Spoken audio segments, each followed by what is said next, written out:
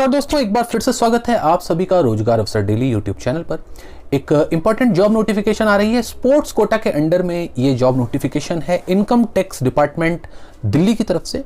वैसे तो ये नोटिफिकेशन अभी से 3 से 4 दिन पहले आ चुकी है, ऑफिशियल वेबसाइट पर जारी हो चुकी है।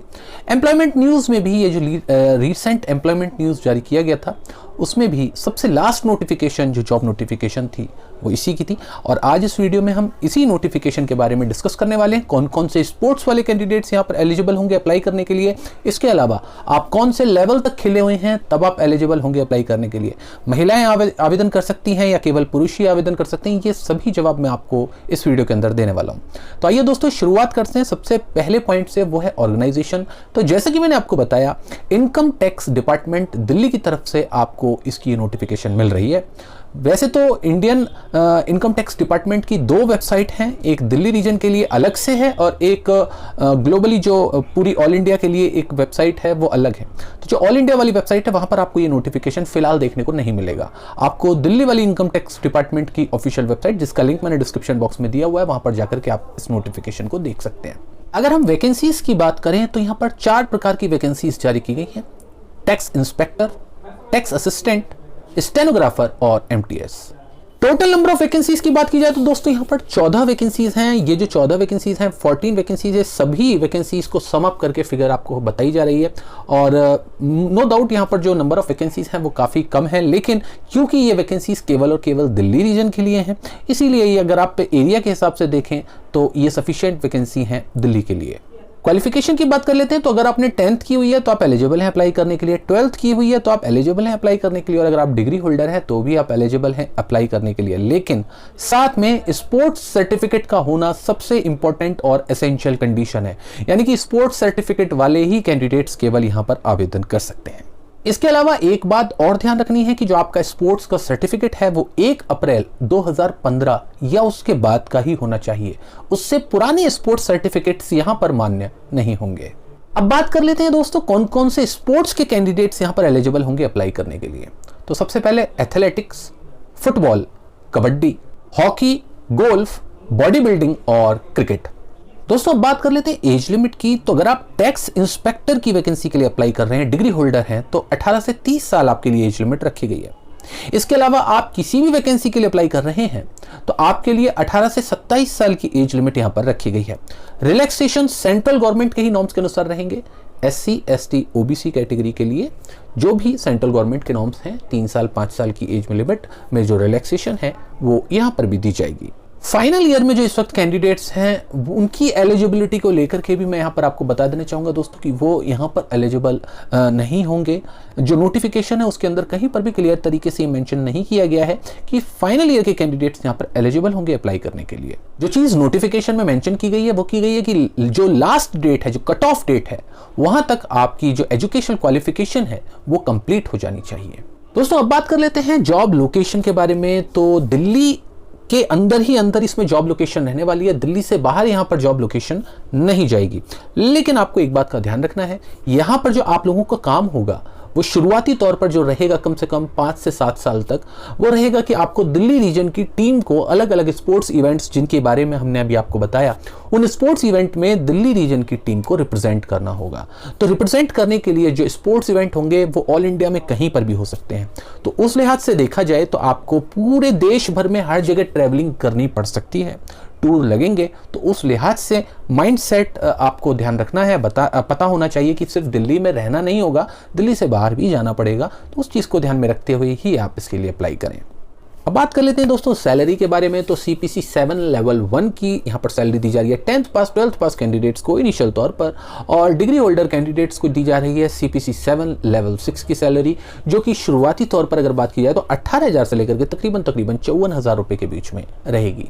बात कर लेते हैं एग्जाम सेंटर्स के बारे में, जो कि एग्जाम सेंटर से ज़्यादा बेटर वर्ड होगा ट्रायल का सेंटर। जो ट्रायल्स होंगे तो वो ट्रायल्स जो रहेंगे यहाँ पर रहने वाले हैं दिल्ली के अंदर, दिल्ली से बाहर यहाँ पर ट्रायल्स नहीं रहेंगे। सभी कैंडिडेट्स चाहे आप देश के किसी भी हिस्से से अप्लाई कर रहे हैं, आपको ध्यान रखना है कि आपका जो पूरा सिलेक्शन प्रोसेस होगा वो दिल्ली के अंदर ही कंप्लीट किया जाएगा। अब एक और इंपॉर्टेंट बात आ जाती है कि कौन से लेवल तक अगर आपके पास स्पोर्ट्स सर्टिफिकेट है, जो कि ज़्यादातर स्पोर्ट्स कैंडिडेट्स का सबसे बड़ा सवाल होता है कि हमारे पास ये जो स्पोर्ट्स सर्टिफिकेट्स है ये मान्य होगा, हम अप्लाई कर सकते हैं नहीं। तो इन सभी कन्फ्यूजन्स को दूर करने के लिए मैं आपको बता रहा हूँ। सबसे पहली चीज़, रिप्रेजेंटेशन सफिशेंट है। यहाँ पर कोई भी पोजीशन प्राप्त की हो आपने, ये ज़रूरी नहीं है। तो यानी कि अगर आपने सिर्फ रिप्रेजेंट किया है जो जो स्पोर्ट्स इवेंट्स में अभी आपको बताने वाला हूँ, तो आप अप्लाई कर सकते हैं। अगर आपने नेशनल लेवल पर अपनी टीम को या अपने इंडिविजुअल स्पोर्ट्स इवेंट को रिप्रेजेंट किया है नेशनल लेवल पर, तो आप एलिजिबल होंगे अप्लाई करने के लिए। फॉर एग्जांपल, अगर आप उत्तर प्रदेश से हैं और आपने नेशनल लेवल पर उत्तर प्रदेश को रिप्रेजेंट करा है उस पर्टिकुलर स्पोर्ट्स में, तो आप अप्लाई कर सकते हैं। इसके अलावा अगर इंटर यूनिवर्सिटी टूर्नामेंट में आपने अपनी यूनिवर्सिटी को रिप्रेजेंट करा है, तो भी आप एलिजिबल हैं अप्लाई करने के लिए।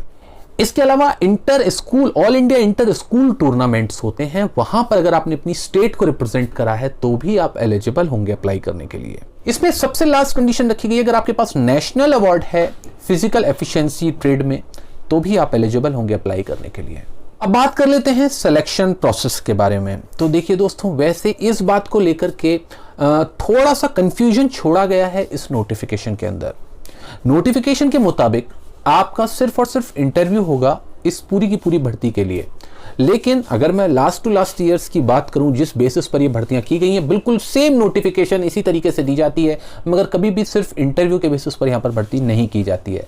तो इसमें लिखा गया है कि शुरुआती तौर पर इंटरव्यू के बेसिस पर भर्तियां की जाएंगी, मगर अगर नंबर ऑफ एप्लीकेशंस बढ़ जाती हैं तो स्किल टेस्ट भी कंडक्ट किया जा सकता है, ऑन फील्ड ट्रायल्स भी कंडक्ट किए जा सकते हैं। तो आप इसी के लिए तैयार रहिए, स्किल टेस्ट और ऑन फील्ड ट्रायल यानी कि स्पोर्ट्स के आपके ट्रायल्स आपको ध्यान रखना है, ये बिल्कुल हो सकते हैं।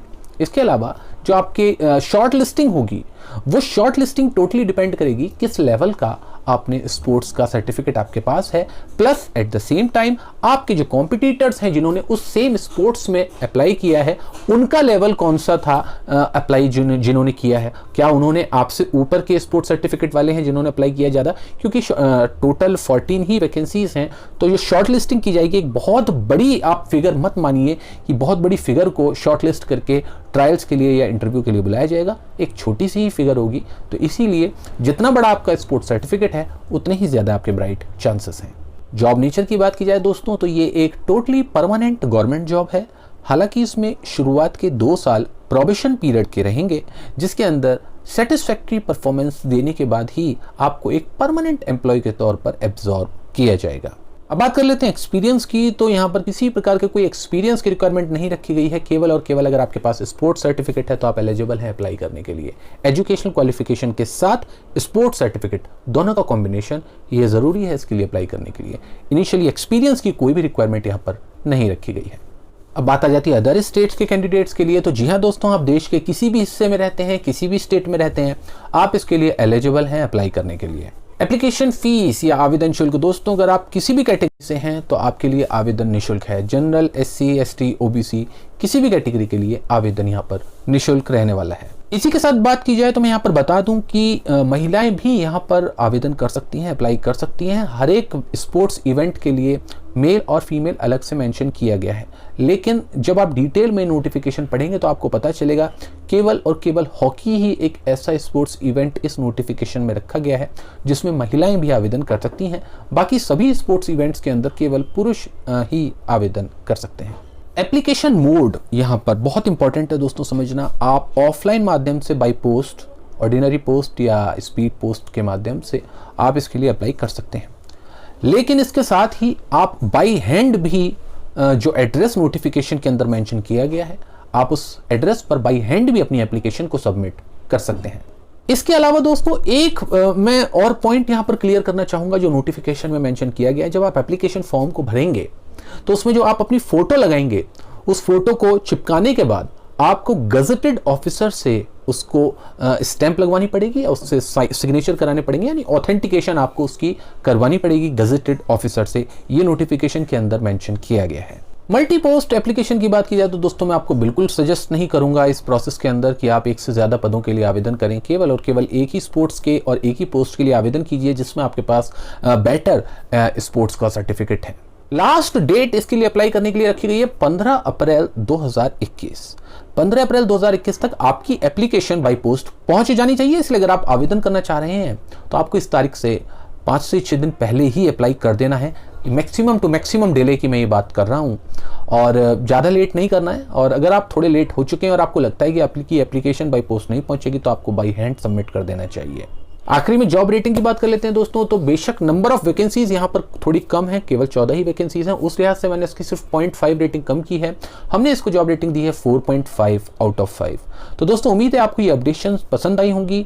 मैंने आपके ज़्यादातर क्वेश्चंस का सवालों का जवाब देने की कोशिश की है। स्टिल अगर आपके मन में कोई डाउट है तो आप वीडियो के नीचे कमेंट करके हमसे पूछ सकते हैं।